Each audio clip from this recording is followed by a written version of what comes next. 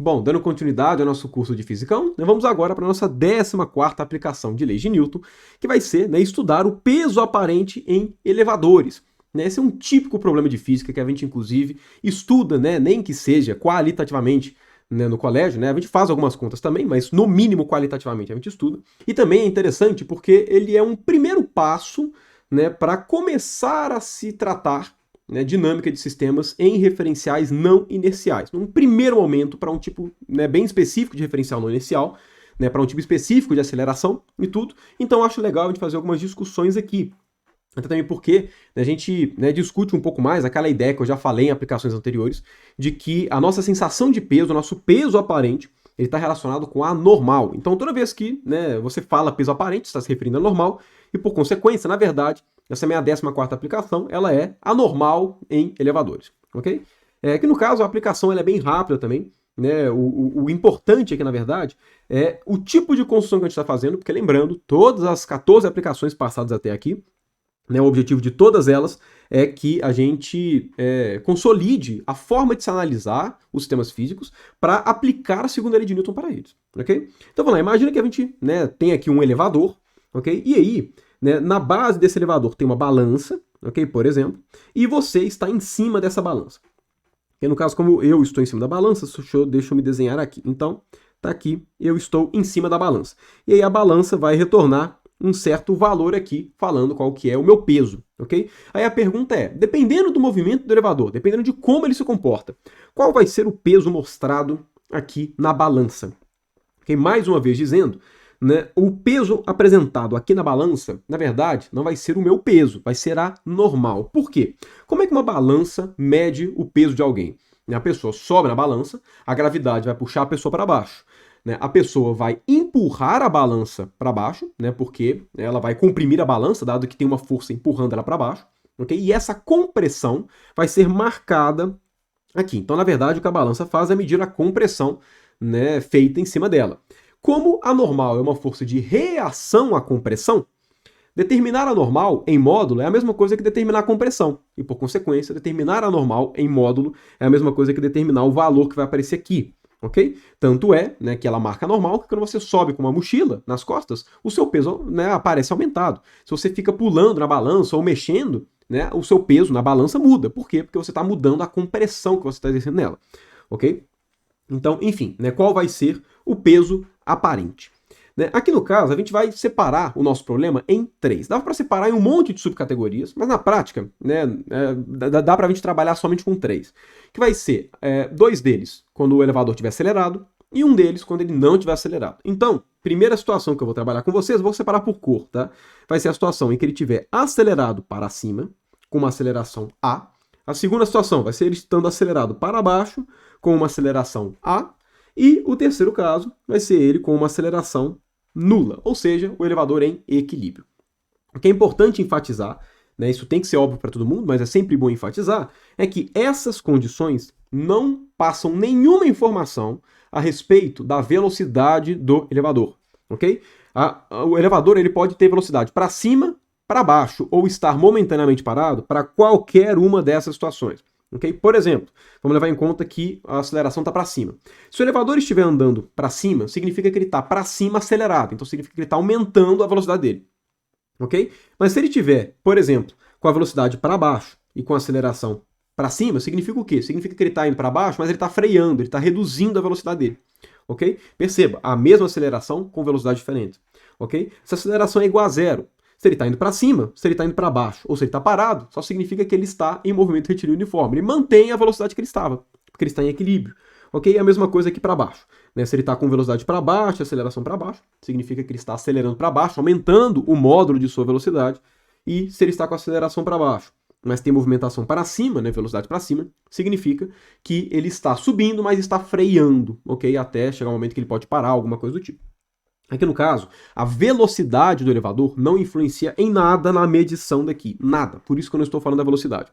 O que influencia na medição é a aceleração do elevador. Então, na prática, se você leva em conta os elevadores reais, eles não saem acelerando o tempo inteiro. Normalmente, como é que funciona o elevador? Se você vai subir de andar, o que acontece é, no início, entre o elevador sair do repouso e começar a movimentar, ele acelera, que é o momento exatamente que ele começa a subir. Depois que ele atingiu a velocidade padrão dele, ele mantém. Ok? Mesma coisa, né? Vamos lá, você está subindo. Aí vai chegar no andar que você quer. Na hora que chegar no andar que você quer, o elevador vai parar. Nesse momento em que ele está freando, ele vai ter aceleração. No caso, aceleração para baixo. Ok? E aí, até o momento que ele vai parar, ele vai ficar com aceleração zero. Ok? Então, o que eu estou querendo dizer é que esses momentos em que a aceleração vai ser para cima ou para baixo, e que por conta disso, como vai ficar evidente, o peso na balança vai ser diferente, são os momentos em que o elevador está começando a se movimentar ou quando ele está parando de se movimentar. Ok? Mas mesmo assim, né, é justo, é interessante a gente analisar esse tipo de situação, também porque, como eu comentei, ele serve de uma prévia para um resultado, né, que é útil, né, para a gente poder tratar sistemas em referenciais não inerciais, que a gente não vai tratar em Física 1, mas que é uma base, então é interessante consolidar, saber que vai ser aplicado futuramente para isso. Ok? E também, né, pode ser visto como uma espécie de princípio de equivalência, né, da forma como foi proposto pelo Einstein, só que no ponto de vista mais rudimentar. Então vamos lá, como nós estamos querendo, né, determinar o peso aparente, estudar o peso aparente, e o peso aparente tem o mesmo módulo da normal, a normal é uma força que está sendo atuada em mim, né, na pessoa na qual nós estamos querendo calcular o peso aparente. Consequentemente, se eu quero ter informação da normal, eu tenho que aplicar a segunda lei de Newton para quem? Para a pessoa especificamente.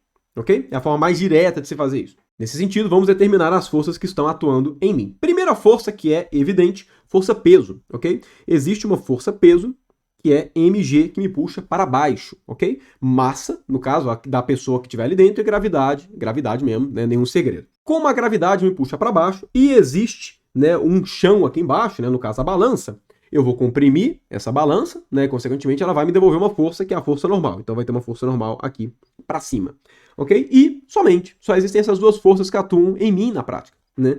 Mesmo que existissem mais forças, sei lá, alguma pessoa está me empurrando, está me cutucando, alguma coisa do tipo, como a gente está querendo determinar o peso aparente, né, que diz respeito à normal, né? E a normal, no caso, é uma reação à compressão, e por conta disso ela vai ser sempre para cima, o que eu preciso saber para determinar a normal é aplicar a segunda lei de Newton na vertical. Então, na vertical só tem essas duas forças, ok? Então, vamos lá, qual vai ser a força resultante?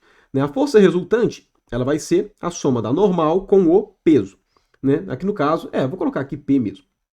Ok? No caso, toda vez que a gente vai trabalhar, né, com a segunda lei de Newton, a gente tem que atribuir um sentido como sendo sentido positivo e um sentido como sendo negativo. Como nós estamos trabalhando com acelerações tanto para cima quanto para baixo, né, e também iguais a zero, eu vou mudar o sentido positivo para cada caso, ok? Então, vamos lá. Quando a gente estiver trabalhando com essa aceleração daqui para cima, que o elevador está acelerado para cima, eu vou trabalhar aqui para cima é o sentido positivo, só para as coisas não ficarem com sinal de menos. E quando a gente estiver trabalhando, né, com as acelerações para baixo, eu vou atribuir aqui no caso para baixo como sendo a positiva. Ok? Quando for aceleração igual a zero, tanto faz, porque a força resultante vai ser igual a zero, então a gente vai ter uma igualdade aqui dos casos. Ok? Mas enfim, só para poder deixar claro isso. Vamos começar então, né, trabalhando com o caso mais simples, que é a aceleração igual a zero. Se a aceleração do elevador é igual a zero, vocês devem concordar comigo que todos os corpos que estão dentro do elevador se movimentando com ele compartilham o mesmo movimento do elevador. Consequentemente, se o elevador está com aceleração igual a zero, então eu aqui dentro também estou com aceleração igual a zero. Nesse sentido, a força resultante que atua em mim é igual a zero. Ok? E, por consequência, né, nós temos aqui que as forças que apontam para cima têm que ser iguais às forças que apontam para baixo. Logo, a normal vai ser igual ao peso, mg. E aí, se a normal vai ser igual a peso, o que vai aparecer aqui na balança? Meu peso de fato, né? Um peso justo, né? O meu peso de fato, sem nenhuma alteração. Então aqui, né, nenhum segredo, né, seria equivalente eu estar medindo o meu peso na Terra, sem estar em elevador nenhum. Ok, vamos agora para a situação em vermelho. E lembrando, a aceleração em vermelho pode simbolizar, né, o elevador que está subindo e aumentando a sua velocidade, ou então o elevador que está descendo, mas está freando. Ok? Então vamos lá, quando a aceleração está para cima, eu sei que a força resultante não vai ser mais igual a zero. Por quê? Porque eu aqui dentro, que compartilho a mesma aceleração do elevador, estou acelerado. Então eu tenho uma aceleração, consequentemente eu tenho uma força resultante. Tratando para cima como sendo o sentido positivo, vamos lá, força resultante, normal vai sair positivo, porque a normal está apontando para cima, ok? Então peso vai sair negativo, mg aqui, ok? Apontando para baixo. E isso daqui vai ser igual a massa vezes aceleração, ok? Existe uma aceleração resultante, né, dado que o elevador está acelerado. Consequentemente, qual que vai ser a normal? A normal aqui, ela vai ser massa que multiplica g mais a. Ou seja, Na balança vai aparecer um valor diferente. Vai aparecer este valor daqui, né, que vai ser um valor maior do que, na verdade, né, o peso de fato, né, do que o meu peso de fato é. Ok? Por quê? Porque aqui está falando que a gente tem que somar à gravidade um certo valor, ok? Que é um valor A. Então, quando a aceleração está para cima, você acaba comprimindo mais a balança, o que faz sentido. Porque, por exemplo, imagina que você estava, né, parado no elevador, você apertou algum botão para poder subir, e aí no momento que o elevador começou a subir, é esse momento que ele está acelerado que a gente está analisando. Você, ali dentro do elevador, por inércia, tende a permanecer no seu estado de movimento, que até então era o repouso. Então, quando o elevador começa a subir aceleradamente, vamos lá, a balança também vai começar a subir aceleradamente. Certo? Agora, se a sua tendência era permanecer parado e a balança começa a subir, isso vai fazer com que você comprima mais, porque a sua tendência era permanecer onde você estava, só que a balança está começando a te empurrar para cima, está começando a subir e te levando junto. Logo, a sua compressão aumenta, né, que está simbolizado aqui por essa expressão, ok? Vamos agora levar em conta o caso contrário, levar em conta o caso em que a aceleração está para baixo. Então, sei lá, pode ser equivalente a você está subindo e o elevador está parando, está freando, ou então você apertou para descer o andar. E aí na hora que você começa a descer, a aceleração para baixo, né, a aceleração do caso vai ser para baixo, né, no iniciozinho, quando você aperta e está aumentando a velocidade para baixo. Bom, nesse caso daqui, né, eu vou usar a convenção de que para baixo é positivo. Então, vamos lá, forças para baixo, na força resultante é a força peso, então mg. E a normal para cima, negativa, então menos normal. Esse cara daqui vai ser igual a massa vezes a aceleração, ok? Mudando aqui, né, os termos de lado, a gente chega aqui, normal vai ser igual ao quê? Massa que multiplica g menos a. Logo, o que esse valor nos diz é que quando o elevador está acelerado para baixo, você vai perceber uma leitura na balança menor, você vai ter a impressão de que o seu peso está menor, ok? E aqui, né, pelo mesmo raciocínio que eu tinha falado antes, também é o que a gente espera. Imagina que você entre no elevador e clica num botão para poder descer. No momento que o elevador começa a descer, ele está acelerado, né? Agora, antes dele começar a descer, você estava parado dentro do elevador, né? Logo, por inércia, você tende a permanecer em repouso. Quando o elevador começa a acelerar para baixo, a sua tendência era permanecer em repouso. Então, o que vai acabar acontecendo? Como você tenderia a permanecer em repouso, né? Como você tende a permanecer no seu estado de movimento, e o elevador vai para baixo, você acaba comprimindo um pouco menos, né? Perdendo um pouquinho a aderência, digamos assim, com o contato. Logo, se você comprime menos, né, a balança vai mostrar um valor menor, que está simbolizado aqui, ok? Esses dois resultados, eles mostram para a gente um tipo de operação muito útil para tratar de referenciais não inerciais, que é o seguinte, perceba que o que esses dois resultados falam para a gente é que, né, quando você está em um referencial acelerado, nesse caso daqui, você pode tratar ele como se fosse um referencial normal, um referencial que não está acelerado, porém com uma gravidade diferente, com uma gravidade de mesmo valor, mas sentido contrário. Ou seja, né, que é o princípio da equivalência. Ou seja, vamos lá, se o elevador está acelerado para cima, você pode considerar que o elevador, na verdade, não está acelerado, mas a gravidade para baixo não é só g. É o g que já tinha antes, mais a aceleração antes contrária. Pelo mesmo raciocínio, vamos lá. A aceleração está aqui A para baixo. Né? Você pode tratar que, na verdade, o elevador não está acelerado. O que está acontecendo é que você está numa região que tem a gravidade como sendo g, que era o valor antigo, né? E agora, no caso, né, somado com esse cara ao contrário. Ou seja, se a aceleração A está para baixo, você considera que ela está para cima, como se fosse um campo gravitacional contrário, logo vai ficar um G menos A, né? Você vai reduzir o valor da gravidade.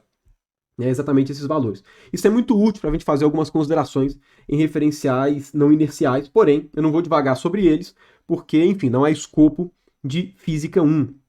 Ok? Mas é algo, né, bem conveniente, na verdade, para a gente acabar fazendo, né? Facilita um bocado as análises. Uma última discussão que eu queria fazer aqui, bem rápida também, né, mas que acaba também tendo uma certa relação com essa ideia do princípio da equivalência que eu comentei, que é o seguinte: o que acontece se o cabo aqui do elevador simplesmente parte? Ele rompeu. Se ele rompeu, o elevador vai ser acelerado para baixo. Com qual aceleração? Da gravidade. Certo? Se o elevador simplesmente perde, né, o fio corta, ele vai ser acelerado para baixo com a aceleração da gravidade, assim como tudo que está em queda livre. Se ele está acelerado para baixo com a aceleração da gravidade, qual que vai ser a normal sua e, por consequência, o valor que a balança vai marcar? Ela vai ser igual a zero, porque vai ficar g menos g. Então significa que você vai ter a sensação de você não ter peso.